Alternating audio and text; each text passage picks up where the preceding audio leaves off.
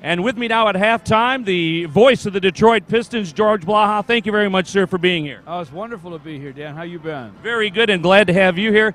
Tell us, for folks that don't know, and obviously this is being watched in Green Bay also, a little bit about your background and how you ended up in Detroit. Well, first of all, I was born in Detroit. My dad was here taking his surgical training at Harper Hospital in downtown Detroit. Then we moved back to his home state of Iowa. Finally came back to Michigan years later when I was a teenager, and we've been here ever since. It's a, it's a great state and a wonderful area. I couldn't be any happier about where my career was able to start and hopefully finish. And tell us a little bit about that professional career for anyone who might not know. Well, this is my 36th year as voice of the Pistons, so when you're lucky, I guess you're lucky. And I started back in 76, 77 at Cobo when Bob Lanier was still with us, and Chris Ford and Kevin Porter and a number of other guys who are household names around here. Bob Lanier, of course, a Hall of Famer, so everybody knows the Dauber. The broadcasting career itself began in Adrian, Michigan. Everybody's got to start somewhere, and it was a nice place to start. I got to do a lot of different things, covered news, covered sports, did some ball games, and then moved up to Lansing, where I was a news director on the radio, did a few TV newscasts, the noonday news every day, but I also did play-by-play for high school basketball and eventually Michigan State football.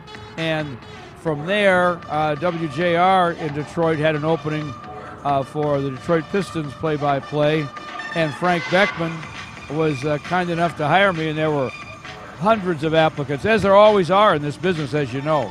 I think you followed Paul Carey on the radio, didn't you? I sure did, and Paul might have the greatest pipes in the history of broadcasting, so if you're trying to sound like Paul Carey, forget it, but you just got to be yourself, and that's what I've tried to do. And obviously you've seen lots of changes in broadcasting from when all it was television and radio. Now with the internet component, and everybody everywhere can see what you're doing, not just in Detroit.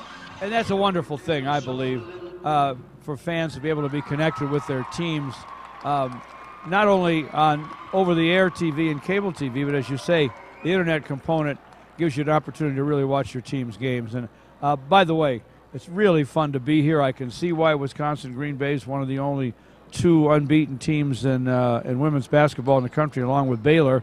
But I really like the direction the Titans program's headed in under Autumn Rademacher. And we don't want to keep you too long because there's folks waiting to get your autograph. But tell us about the changes that you've seen in Detroit, having been here for so long. Well, I believe that we've finally started to reinvent ourselves just a little bit. It's never going to be what it could be unless the big three are selling and making cars, and that's coming back.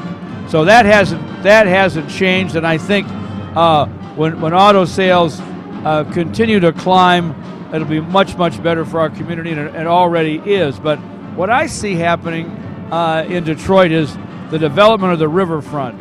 It's coming in short little steps, but I believe once that riverfront is really and truly developed, and there are people living there and enjoying living downtown in this beautiful city, we're going to take off like a jet.